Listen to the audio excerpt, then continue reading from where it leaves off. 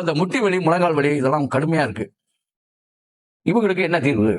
அது ஆண், பெண் இருபாலருக்குமே சொல்றேன். முழங்கால் வலிங்க, முட்டி வலிங்க. இவங்க எல்லாருமே இரவு 7 மணிக்கு பிறகு சாப்பிடக்கூடாது. முதல் பாயிண்ட். அதுக்கு முன்னதாக பரிக்குதிரை அப்படின்னு ஒரு மருந்து இருக்கு. சித்தர்கள் சொல்லி சித்தா முறைப்படி தயாரிக்கப்பட்ட பரிக்குதிரை. இந்த பரிக்குதிரை 72,000 நாடியும் சுத்தப்படுத்தும். உடம்பு உச்சி முதல் பாதம் வரை சுத்தப்படுத்தும். அது ஒரு நாள் இந்த காலைல 4 மணிக்கே பரிக்குதிரையை போட்டணும். இந்த பரிக்குதிரை மருந்தை போட்டுட்டீங்கன்னா சர்வமும் சுத்தமாயிரும். சாயங்காலம் 5 மணி. அதுக்கு என்ன செய்யணும் அப்படின்னா 4 மணி நேரத்துக்கு 4 மணிக்கே பாத்ரூம் போறதுக்கு முன்னாலே காலைல எந்திரிச்சு 4 மணிக்கு போட்டு படுத்துக்கங்க. அது எழுப்பிடும் உங்களை. மீண்டும் 4 மணிக்கு போட்டணும். வெந்நீர்ல சாப்பிடணும். ஒரே ஒரு மாத்திரை. இந்த பரிக்குதிரை நீங்க சாப்பிட்டு அதன் பிறகு வெந்நீர் குடிக்கணும். ஒரு 7, 8 மணி வரைக்கும் 9 மணிக்கு மேல பசிக்க ஆரம்பிக்கும். அப்படியே 2, 3 தடவை போனீங்கன்னா பசிக்க ஆரம்பிக்கும். கஞ்சி சோறு ரெடியா வச்சுக்கணும். அது சுகர் இருந்தாலும் சரி, எது இருந்தாலும் சரி, பச்சரிசி கஞ்சி தயார் பண்ணீங்க. பச்சரிசி கஞ்சி சோறு உப்பு போட்டது நல்லா குடிங்க. போட்டா எல்லாம் கிளியர் ஆகும். இது எவ்வளவு நேரத்துக்கு அப்படின்னா உங்க உடம்பு தாங்குற வரைக்கும் ஒரு 3 மணி வரைக்குமே போங்க. உடம்பு நல்லா சுத்தமாயிருச்சு, குடிக்கிற தண்ணியே வெளியே வருது, அந்த அளவுக்கு வந்துடும். சுத்தமாகணும் உடம்பு. அதுக்கு தான் இவ்வளவு கஷ்டப்பட்டு சொல்றோம். இது சுத்தமான மறுநாள் முட்டி வலிக்கு உள் மருந்து இருக்கு. உள் மருந்து இருக்கு. இந்த உள் மருந்தை நீங்க எடுக்கணும். வாத வழி மருந்து, அதுக்கு பேர் வாத வழி மருந்து.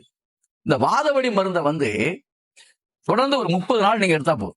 எப்பேற்பட்ட முட்டி வலியான ஆபரேஷனே பண்ணணுங்க முட்டின்னு சொல்லக்கூடியது கூட மாறிடும்.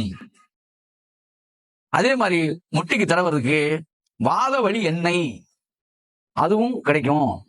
இப்ப இந்த வாத வலி மருந்தை நீங்க சாப்பிடலாம். இதுக்கு மேல நீங்களே தயார் பண்ணிக்கிறதுக்கு ஒரு ஐடியா கொடுக்குறேன்.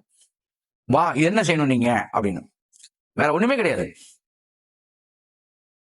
அதாவது நாயுருவி செடி, நாயுருவியுடைய இலை, கோபுரம் தாங்கியுடைய இலை, நாயுருவி இலை, கோபுரம் தாங்கி இலை, நாயுருவி வேறு, கோபுரம் தாங்கி இலையோட வேறு. இதோட நீங்க சேர்க்க வேண்டியது ஒரு அற்புதமான ஒரு இலை, முருங்கை இலை. அவ்வளவுதான். இதை பூரா போட்டு மூணையும் போட்டு நல்லா நீங்க நெல் காய்ச்சலா போட்டு பொடி பண்ணி வச்சுக்கணும். இந்த கடைச்சரக்கு சுக்கு, மிளகு, திப்பிலி இந்த 3 விஷயத்தையும் அதை சேர்க்கணும். சம எடை எல்லாமே சேர்த்து நீங்க தயார் பண்ணி வச்சுக்கணும்.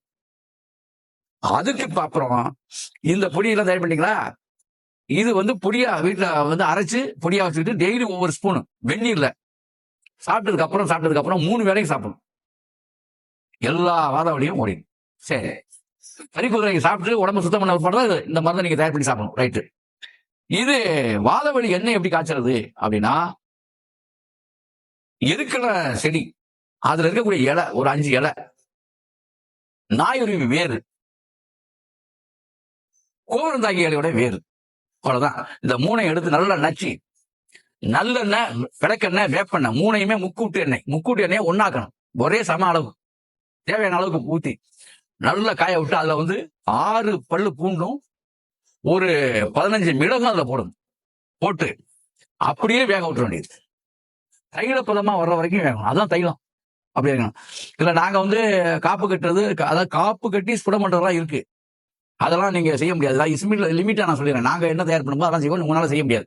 ஏன்னா ரொம்ப வேலை அது இழுக்கும். அதனால இதுவே போதும் உங்களுக்கு. இது மாதிரி வீட்டுல நீங்க தயார் பண்ணி வச்சுக்கிட்டு வாத வலி எண்ணெய் நீங்களே தடைக்கலாம். இதெல்லாம் முடியாதவங்க எனக்கு போன் பண்ணுங்க. சரியா? ஆகவே இப்படி செய்து அப்படி வாழுங்கள். அற்புதம், ஆனந்தம்.